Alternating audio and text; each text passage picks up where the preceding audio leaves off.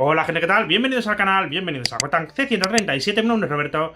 Y bueno, la semana pasada os traje el vídeo de presentación de esta nueva sección, Mi aventura en Krynn.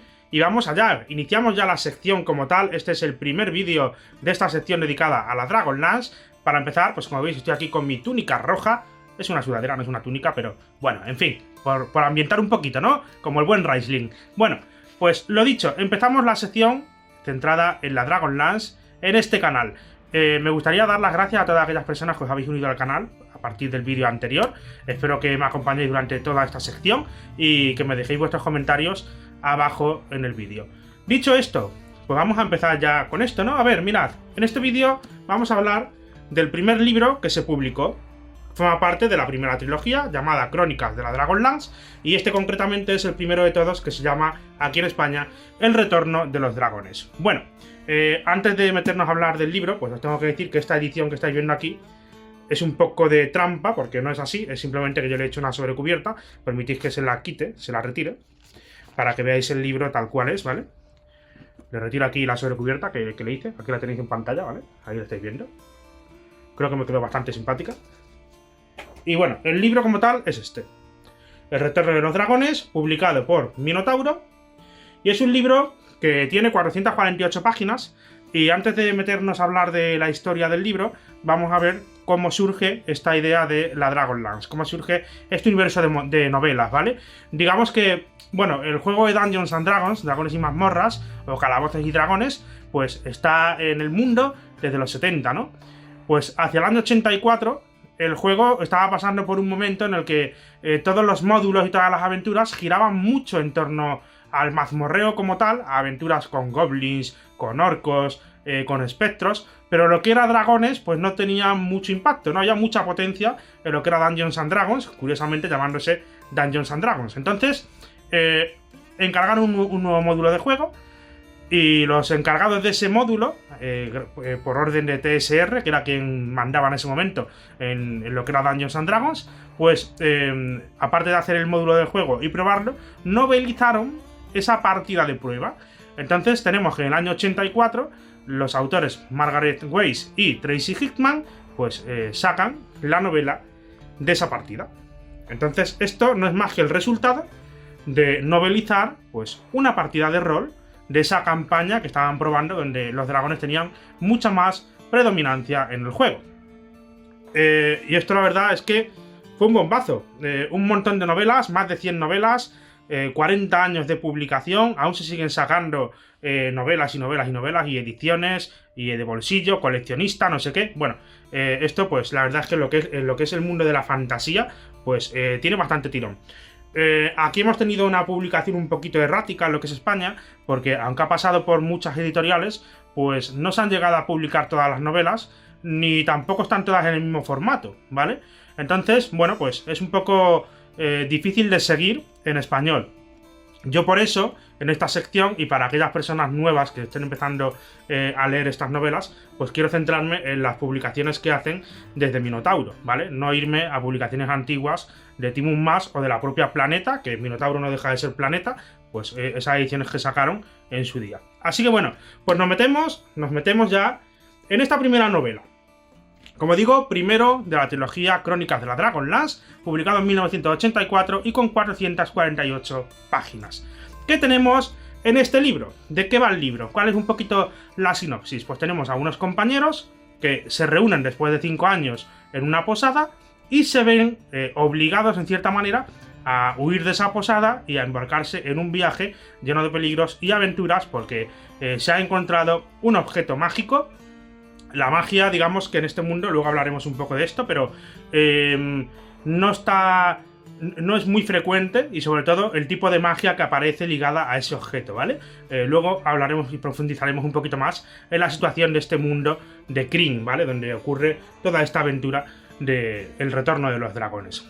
Entonces, pues vamos a tener, os vais a dar cuenta cuando leáis esta novela que es como una partida de rol, porque es que es una partida de rol. O sea, todo lo que pasa aquí es resultado, en mayor o menor medida, por supuesto hay cosas añadidas, de una partida de rol. Y eso son cosas que va a tener una parte positiva y una parte negativa. La parte negativa está un poco en la narrativa, y es que vais a ver un poquito una narrativa un poco errática en lo que es esta primera novela, con decisiones y resultados que parecen muy Deus Ex Machina y que se nota que es una tirada de dados, ¿vale? Que los personajes han hecho y le han salido el numerito correspondiente y en base a eso pues la aventura ha avanzado de una forma o de otra, ¿vale?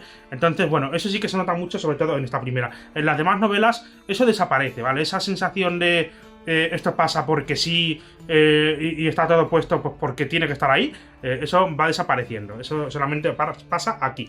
Si tú te lees esta novela, El retorno de los dragones, y entras en este mundo, las demás te van a encantar en su mayoría, en mayor o menor medida, pero te van a encantar, ¿vale? Bien, dicho esto, vamos a hablar de la ambientación y del mundo que nos traen en lo que es la Dragonlance. Estamos en un mundo de fantasía épica, un poco a nivel medieval, por así decirlo, ¿vale? Es un rollo como el mundo del Señor de los Anillos, ¿vale? Para que nos entendamos. ¿Y qué tenemos en este mundo? Pues este mundo ha atravesado distintas eras en las que los dragones pues, han tenido muchísima importancia.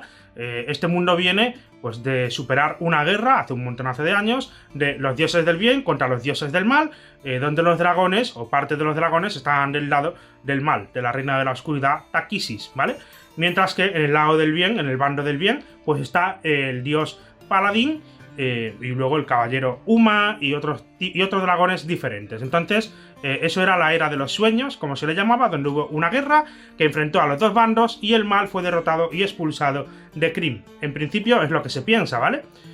Luego, tampoco me quiero meter en lo que son otras novelas, porque no quiero hacer ningún spoiler en este libro del resto de la saga. Así que me estoy centrando solamente de lo que te hablan en esta novela. Después de eso, pues da lugar a lo que se llamó la Era del Poder. Se supone que el mal está expulsado de Krynn, ya no está la reina de la oscuridad, no hay dragones como tal, y los humanos y el resto de especies se vuelven como demasiado confiadas, demasiado prepotentes, ¿vale?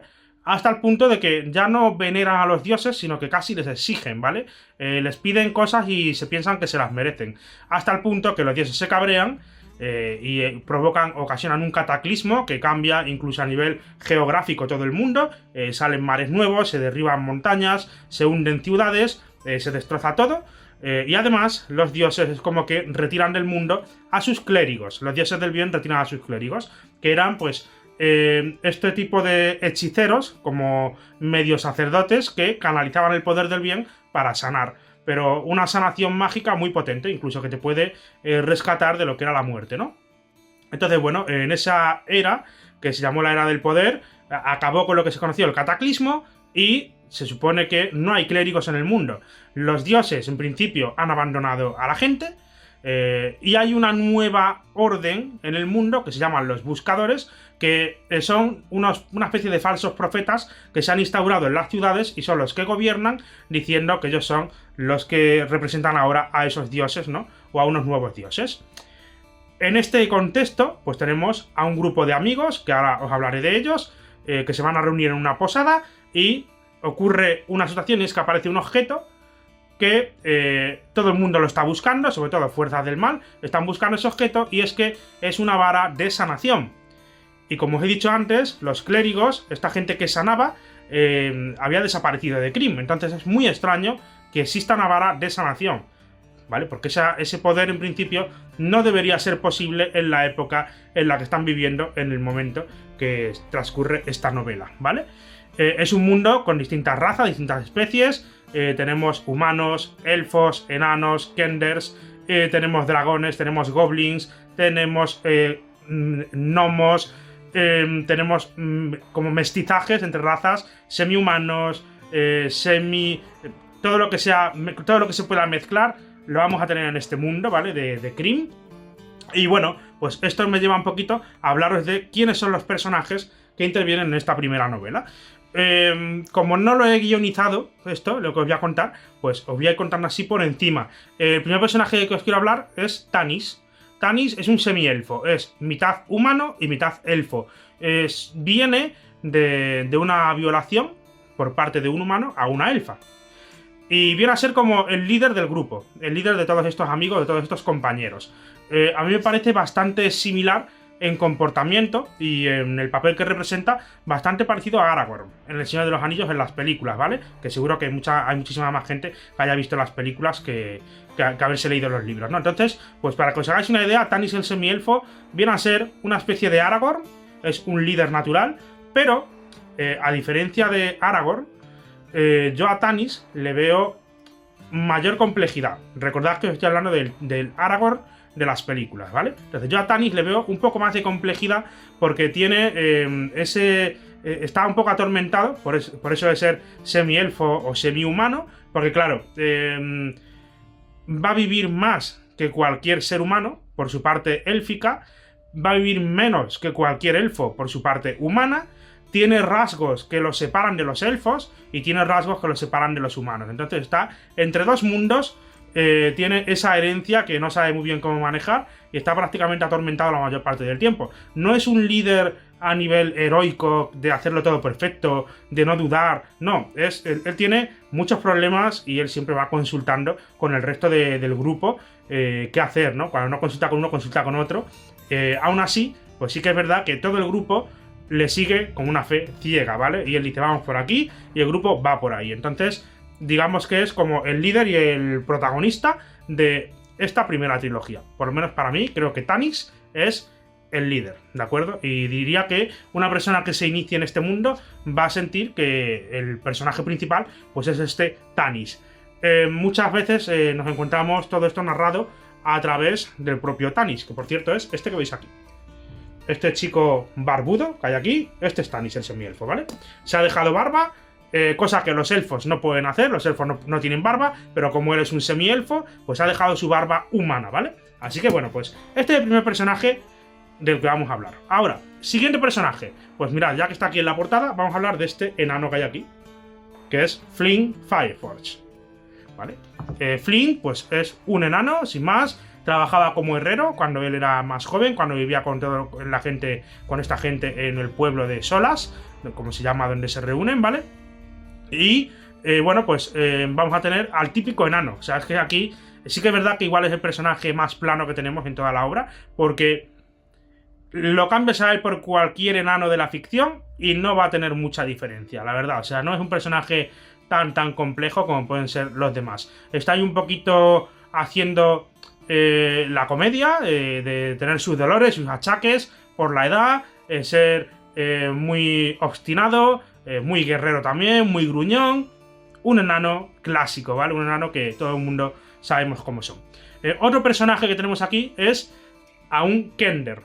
Un Kender, en el mundo de la Dragonlance, te explican que hay como tres tipos de enanos. Están los enanos de toda la vida, luego hay unos enanos que tiraron en su día por la investigación, por la ciencia, que es lo que se llama gnomos, y luego hay otros enanos que son como muy curiosos, muy traviesos, muy extrovertidos, muy inquietos, que se llama Kender, ¿vale? Entonces tenemos a un Kender en esta obra que se llama Taslehoff Burfot, y desde luego es el mayor punto de comedia que tiene esta obra, ¿vale? O sea, Taslehoff es un niño pequeño, siempre inquieto, siempre metiéndose en problemas. Es un ladrón, lo que pasa es que a los Kender no les gusta que le llamen ladrones porque ellos dicen que no roban, solo que se encuentran los objetos y los guardan, ¿vale? Recogen las pertenencias de la gente, sin más, ¿vale? No conocen lo que es la propiedad privada, digámoslo así. Y bueno, un personaje muy divertido, muy gracioso y que siempre está metiéndose en problemas. Eso es, digamos que es el que más propicia una aventura en toda la obra, ¿vale? O sea, este Kender Taslehoff Burfot. Ya os he hablado de tres personajes, vamos ahora con otros dos que son los hermanos gemelos Magir, Raistlin y Caramon. Empezamos por Caramon, que es más sencillo. Caramon, un tipo grandote, es Henry Cavill con un coeficiente intelectual de 20, ¿vale? Es muy tonto, muy tontorrón, pero muy noble, muy fortachón, muy atractivo, bueno, un guerrero de los pies a la cabeza, y siempre está protegiendo y cuidando de su hermano Raistlin. Su hermano Raistlin es el mago del grupo y es todo lo contrario que Caramon. Si Caramon es tonto perdido, Raistlin es posiblemente el ser más inteligente que hay en toda la obra de la Dragonlance. Tiene sus propias motivaciones, sus propios intereses. Ahora os hablaré también un poquito de esto, pero tiene una condición física que está siempre enfermo, es como el general Grievous en Star Wars, siempre está tosiendo, tiene unos ataques de tos que casi se muere siempre que tose, ¿vale? Y se debe a que como mago ha tenido que pasar por la prueba, como se le conoce en esta novela, y esa prueba por la que tienen que pasar los magos, pues ha destrozado su físico, ¿vale? Le ha dado una salud terrible, que tiene que mitigar, unos dolores que tiene que mitigar tomándose unas infusiones y estando siempre débil y enfermizo, ¿de acuerdo? También es un personaje pues muy delgadito, va casi encorvado, pero como os digo, como esto es resultado como de una partida de rol, pues al principio no es que sea muy poderoso, pero tú vas viendo cómo va evolucionando durante toda la novela y en novelas siguientes. Así que bueno, pues estos serían otros dos personajes, Caramon y su hermano Raistlin Magir, los hermanos Magir. Más personajes que tenemos aquí en esta compañía, pues el caballero de Solamnia, Sturm Brightblade. Sturm era un chico que decidió irse a la tierra de su padre a reclamar su puesto como caballero. Los caballeros no están muy bien vistos en Krynn porque se les culpa un poco de lo que pasó durante el cataclismo. Esto que os he comentado de que los humanos y el resto de razas se volvieron como muy soberbios, exigían a los dioses y tal, y los dioses pues se volvieron en su contra, los abandonaron, los destrozaron, les rompieron las ciudades, el mundo. Bueno, pues la gente normal y corriente culpa un poquito a los caballeros de que no los pudiesen proteger en este cataclismo. Entonces la sociedad esta de caballeros está un poquito caída en desgracia. Y bueno, pues no están muy bien vistos, ¿vale? Antes eran los que mandaban, eran las guardias de élite de las ciudades, la representación de la justicia, del bien, y a raíz del cataclismo, pues ya han caído un poquito en esa desgracia. Bueno, pues Sturm es el caballero de este grupo, ¿vale? Él está orgulloso de su herencia, de ser un caballero de Solamnia, nos lo venden en esta novela como un caballero bastante joven, muy recto, muy justo, tiene un bigotazo que dices tú... Es el personaje que menos me gusta a mí, la verdad. Lo siento, lo tengo que decir, pero es el que menos me gusta. Pero bueno, ahí está en el grupo haciendo bulto, ¿vale? Otros dos personajes muy importantes que se van a sumar a este grupito. Porque todos estos se conocían de antes, todos estos eran vecinos, como quien dice, de esa ciudad, de ese pueblo de Solas. Se habían ido, cada uno por su lado, y decidieron reunirse pasados 5 años en esa posada llamada El Último Hogar. En esa posada pues se encuentran con otros dos personajes, que es el caso de Goldmoon y su noviete, Riverwind, ¿vale? Son bárbaros de las llanuras. Digamos que Riverwind es un guerrero bárbaro de esa tribu y Goldmoon pues es la princesa de esa tribu. Hay un interés romántico, un interés amoroso entre ellos dos y han huido de su tribu pues para obtener respuestas por un objeto que es la vara de cristal azul que lleva Goldmoon y por la cual pues están persiguiendo a estos dos personajes. Entonces, una vez que están en esta taberna, estos son los personajes que componen lo que es la primera novela, ¿vale? Luego hay muchos personajes secundarios, personajes que entran, personajes que salen, pero los principales, los que te van a acompañar desde el principio hasta el final, son estos que os he relatado, ¿vale? Y bueno, pues a estos personajes, estando en la posada, van a por ellos y se juntan con estos amigos de los que os he hablado, huyen juntos, empiezan a hacer averiguaciones sobre lo que es esa vara de cristal azul y se embarcan en una aventura que les va a llevar por el mundo enfrentándose a distintos peligros y aventuras para ver qué es ese objeto, por qué de repente la sanación está de vuelta en el mundo de Krynn, qué está pasando, cuáles son esos rumores de guerra que llegan desde el norte, qué son esas criaturas que están apareciendo con un aspecto reptiliano. Y bueno, pues es una novela, como os digo, donde vais a encontrar de todo. Magia, dragones draconianos, que vienen a ser pues como si fuese un ser humano, pero con aspecto de dragón, ¿vale? Un poco más pequeñito que un dragón normal, por supuesto. Vamos a tener al Señor de los Dragones, vamos a tener un poco de contexto sobre los dioses que hay en este mundo, los dioses del bien, dioses del mal, dioses de la neutralidad. Y está genial, la verdad es que a mí es una novela que desde el principio te engancha, sobre todo si la lees siendo más joven, pues no te paras a pensar un poco en lo que son esas incongruencias, esas conveniencias que tiene, pues se disfruta mucho más. Si la lees siendo adulto, pues claro, y sobre todo si tienes el bagaje de haberte leído un montón de novelas de este mundo, pues sí que te das cuenta que la primera es un poquito más floja que el resto, ¿vale? Eso yo os lo tengo que avisar, por si acaso no te la has leído y te la vas a leer a raíz de este vídeo, ¿vale? Pues bueno, ya os he hablado un poco de la ambientación, del mundo, de los personajes, de cuándo se ha escrito, quiénes son los autores, y ahora vamos a hablar un poquito de la narrativa, de lo que transmite la novela, y sobre todo pues es un poco...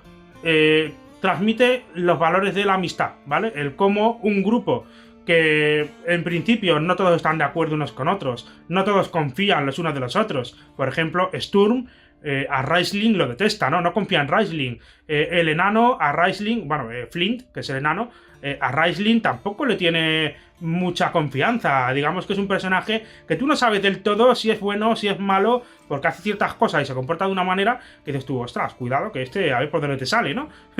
Y luego pues tenemos a personajes que tienen un lazo familiar, como Caramon y Raistlin, que esos van a estar siempre del mismo lado, ¿no? Digamos que es del lado de Raistlin, porque es el que arrastra a Caramon a todo, ¿vale? Caramon pues es un poco el escudo de su hermano y lo va a proteger cueste lo que cueste, ¿no? Y como os digo, van a aparecer nuevos personajes, que no lo voy a comentar quiénes son, ¿vale? Pero sí, hay personajes que luego pasarán a formar parte del grupo principal durante el resto de novelas, ¿vale? Y otros pues aparecen y se van. Bueno, vamos a tener aquí este mundo, como os digo, completamente de fantasía. Entonces tenemos esa narrativa donde refuerza mucho lo que es la amistad, porque este grupo que no confía uno en los otros, pues a raíz de haber sido amigos de la infancia, pues se van a proteger y van a intentar trabajar lo mejor posible juntos, ¿vale? También tenemos momentos de drama, momentos de tensión. Está muy bien, es una novela bastante inmersiva, ¿vale? Tú te metes bastante rápido en este mundo. Las descripciones que hacen son buenas, ¿vale? Te describen los paisajes, cuando entran en un bosque, cuando están por un simple camino. Todo esto lo tenemos descrito. Las criaturas que aparecen, los goblins, los unicornios, los fantasmas, las lagunas, o sea... Tenemos descripciones que no se recrean más de la cuenta, pero es más que suficiente para que tú te pongas en ese mundo y puedas visualizar lo que están contando, ¿no? La descripción que te hacen de los personajes. Tú en todo momento tienes la forma que tiene Raistlin, la vestimenta de Raistlin, cómo va vestido o ataviado Sturm, cómo es Tanis, o sea, está todo bastante bien hecho, sinceramente. Entonces, con esto hemos visto ya lo que es la temática. ¿Y qué me falta ya por comentar? Pues hacer una comparativa y sobre las relaciones que hay en esta novela. Pues a ver, la diferencia que yo veo con esta novela de la Dragonlance respecto a otra saga de fantasía, pues sería los personajes precisamente, ¿vale? Porque en otras novelas de fantasía los personajes están como mucho más definidos desde el principio y no notas tanta evolución, ¿vale? Ni tanta profundidad.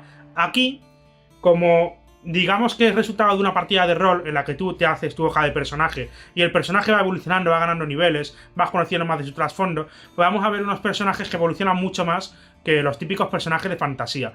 Personajes que tienen muchas más aristas, que tienen un pasado que después incluso cada uno tendrá su propia novela independiente para que tú sepas un poco de dónde viene cada uno, cuáles son sus motivaciones y todo. Eso yo creo que lo que son los personajes que aparecen, lo diversos que son, lo diferentes que son unos de otros, porque uno puede pensar, a ver, me está diciendo que en el grupo está Tanis el semielfo, que es una especie de guerrero, tenemos a Caramon, que es otro guerrero, tenemos a Sturm, que es un caballero, que es otro guerrero, luego se suman más personajes que también son el mismo corte, y me está diciendo que hay 4 o 5 guerreros en el grupo. O sea, ¿qué diferencia hay entre uno y otro? Pues a pesar de que a nivel físico las cualidades son muy similares, pues a nivel personal no tienen nada que ver uno con otro. No es lo mismo la forma de ser un caballero o un guerrero de Sturm con la que tiene Caramon, con la que tiene Tanis, no tienen nada que ver uno con otros, ¿no? Cuando aparecen otros magos, no tiene nada que ver Raistlin con otros magos que aparecen en la saga.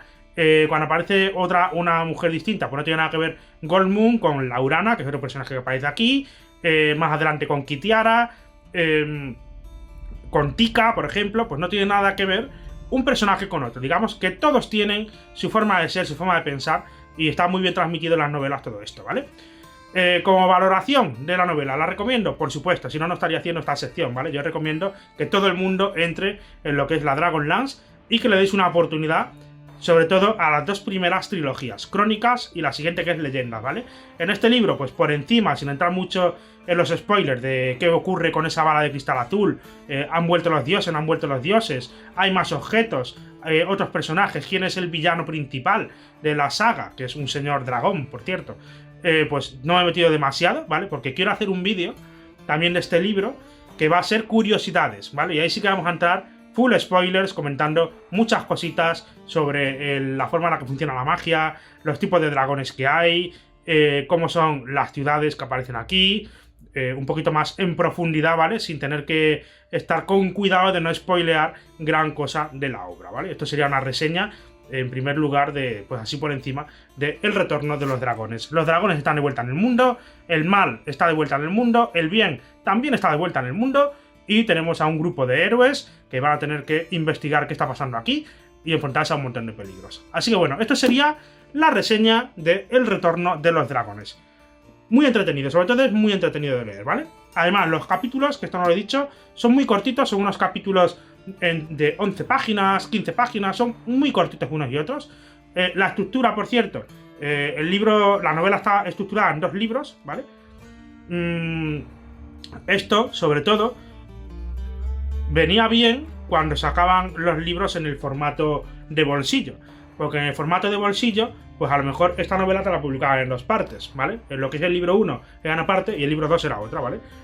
Digamos que cada libro marca como saltos, tanto temporales como de poder en los personajes, de localización, de misión. En la primera parte del libro, por ejemplo, en la primera parte de la novela, lo que es el libro 1, vamos a tener esta aventura con la vara de cristal azul, y en la segunda parte vamos a tener una aventura centrada en otro objeto que también es importante en este mundo de la Dragonlance y que no os voy a revelar todavía, ¿vale? Bueno, con esto, con esta pequeña reseña que he hecho del primer libro, espero que os animéis a leer, a adquirir El retorno de los dragones. Por cierto, esto lo han puesto a la venta por unos 17-18 euros más o menos, pero además también lo pusieron dentro de una iniciativa que se llama Comienza tu serie, creo que la llamaron, y le ponen una pegatina que pone CTS o algo así, ¿vale? Pues lo sacaron a un precio reducido, que no sé si era 7 euros, la primera novela, solamente la primera novela. Creo que rondaba a los 7-8 euros, ¿vale?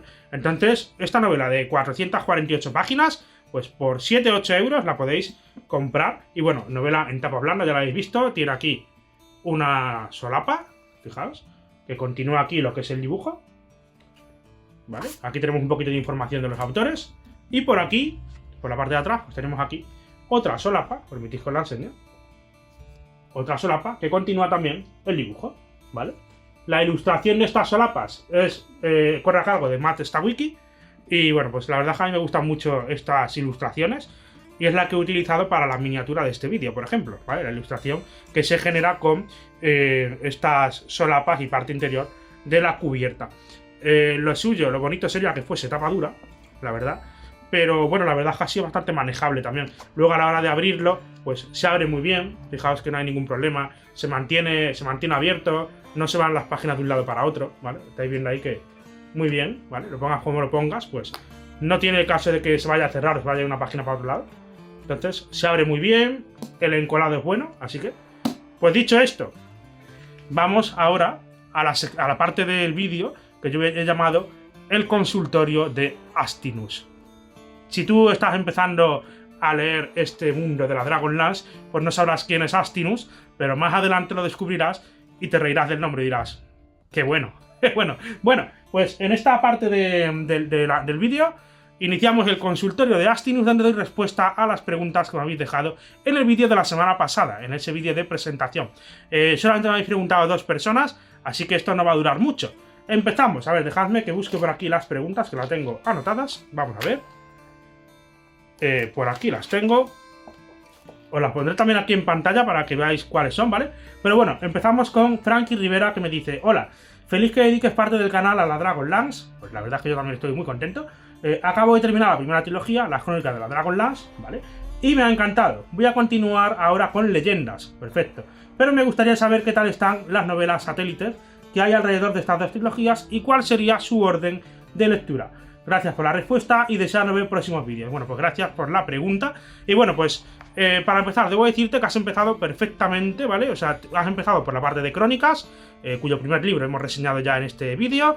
Y te has leído esa parte, Crónicas de la Dragonlance, los 3 libros. Y vas a empezar la segunda trilogía, que es Leyendas de la Dragonlance. Hasta ahí, perfecto, ¿vale? Ese es el orden correcto. Habrás notado, cuando has pasado del primer libro de crónicas al segundo, es decir, de El retorno de los dragones a la tumba de Uma, habrás notado que hay un salto temporal en el que los compañeros pues te dicen que han tenido una aventurilla que tú no has podido leer en ningún sitio, porque no te la han enseñado, y han conseguido un objeto que es el mazo de caras, mazo que se utiliza para forjar las Dragonlance, ¿vale? Estas lanzas que comentan en el primer libro que servían para acabar con los dragones. Bueno, pues esa aventurilla la puedes encontrar aquí, en el mazo de caras. Esto forma parte de las crónicas perdidas, ¿vale? Pero antes de leerte esto, léete leyendas, ¿vale? O sea, sigue tu plan de leerte las leyendas. Y cuando acabes de leerte las leyendas, te metes aquí, en el mazo de caras. Como digo, esta novela tiene lugar entre el primer y el segundo libro. Si te lo pierdes, digamos que no pasa mucho, ¿vale? Pero sí que te da contexto y te pone en situación de cómo ha sido esa aventura entre medias de los dos libros. Y lo malo que tiene leerte este tipo de novelas es que las escribieron después y se nota el salto, ¿vale? Entonces, si tú te lees la primera trilogía y la segunda, luego te lees esto y dices tú, ostras, pues este libro, la forma de narrar es como más profesional, como más novela pura, ¿no? De fantasía que lo que fue la primera de las crónicas. Como te digo, conviene leerlo así, conviene leerlo primero crónicas, luego leyendas y luego meterte aquí, para no notar ese cambio tan abrupto, ¿no? Es decir, tú léete las leyendas, lo vas a disfrutar, yo creo que te van a gustar más las leyendas que las crónicas porque es mejor trilogía, y después de eso pues vas a completar huecos que hay entre ambas. Primer hueco, el mazo de caras. Siguiente hueco, pues verás que en la propia novela de La tumba de Uma, cuando pasan del libro 1 al libro 2, te vuelven a meter una especie de canción o de poesía donde te relatan que hay un grupito de héroes que se han ido por su cuenta y han conseguido un objeto que es un orbe de los dragones. Aquí está. Aquí está esa novela donde te relatan esa aventura, el orbe de los dragones, ¿vale? Crónicas perdidas, volumen 2, también publicado por Minotauro, ¿vale? Aquí esta novela te la recomiendo muchísimo, porque mira, no solamente te van a contar esa aventura donde vas a ver cómo ese grupo consigue el orbe de los dragones, o ese orbe, porque hay más de uno, sino que te van a hablar de un personaje que todavía no había aparecido en la novela, que es el personaje de Kitiara. Te van a dar una pequeña aventurilla, o sea, aquí tienes una función doble, tienes cómo los personajes recuperan ese orbe y qué es lo que está haciendo Kitiara en ese momento de la historia, ¿vale? Muy recomendado. Y hacia el final del tercer libro, el de la Reina de la Oscuridad, pues vas a ver que Raistlin hace cierta cosilla que no voy a comentar. Pues aquí lo tienes, La Torre de Wairet, ¿vale? El tercero de las Crónicas Perdidas. Esas son las 3 novelas satélite que yo te recomiendo que te leas.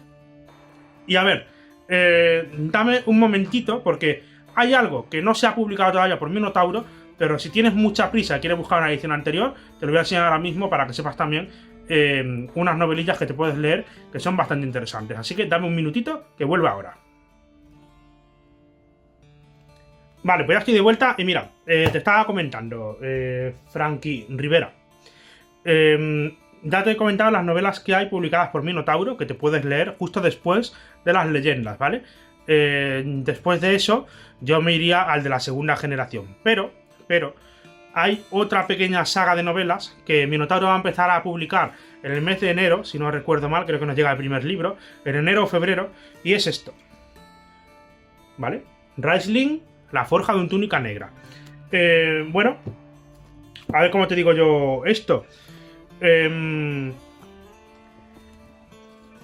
todo lo que hay, que esto forma parte de lo que se conoció como preludios de la Dragonlance, pues de cada personaje hicieron como su propia novela. Bueno, pues las que yo veo más interesantes es esto de la forja de un túnica negra, que es lo de Raistlin, que no solamente desarrolla a Raistlin, sino que desarrolla también a Caramon, ¿vale? Y vamos a tener un poquito el pasado de estos dos personajes, que al final vas a darte cuenta que son los auténticos protagonistas de las dos primeras sagas de la Dragonlance, tanto Raistlin como su hermano, ¿vale? Y también para seguir, dentro de los preludios, pues tendríamos esto, los hermanos Magir, ¿vale? Estas novelas pues son de Timun Mas. No sé si podrás encontrarlas, la verdad, pero bueno, pues fijaos que la diferencia, esto es más tamaño bolsillo, vais a ver la diferencia entre una y otra, mirad. ¿Veis? Es un poco más pequeñito. Pero bueno, yo creo que todo esto lo terminará sacando también Minotauro cuando llegue el momento. Así que, bueno, pues tampoco tengas mucha prisa. Si terminas de leerte lo que te he comentado de Minotauro, pues puedes optar por leerte la segunda generación, ¿vale? Que sería como el principio de la siguiente saga, digámoslo así, ¿no? Es un libro en el que te vas a encontrar una serie de relatos de los descendientes de las crónicas y las leyendas, ¿vale? E inicia una saga completamente nueva, ¿de acuerdo? Así que, bueno, pues lo dicho, léete. Te has leído Crónicas, léete Leyendas y después Mazo de Caras, El Orbe de los Dragones y La Torre de Wayred, en ese orden, ¿vale? Merece la pena, te vas a entretener, te va a dar contexto, te va a dar mucho trasfondo, y la verdad es que a través de los poemas, de las canciones, pues es cierto que si te lo hubieses leído ya, te estarías spoileando muchas cosas, ¿vale? Por eso conviene leerse Crónicas, Leyendas y después esas Crónicas perdidas. Espero que te haya quedado claro, ¿vale? Que haya respondido tu pregunta. Y bueno, pues cualquier cosilla me escribes. Y ahora pasamos a otra pregunta que viene de parte de Lechak81, que dice así: excelente, ahí va mi primera pregunta. ¿Personaje favorito de la Dragonlance? Chico, somos iguales. Mira, mismo tono de pelo, mira. Bueno, mi personaje favorito de la Dragonlance, LeChuck, es Raistlin. Creo que es el protagonista absoluto al final de lo que es esa primera fase de Crónicas, Leyendas, Crónicas Perdidas. Me parece un personajazo. Todo el desarrollo que tiene, todo... Es que te puedes leer su historia desde que es un niño hasta que, bueno, acaba como acaba, que no quiero tampoco spoilearlo.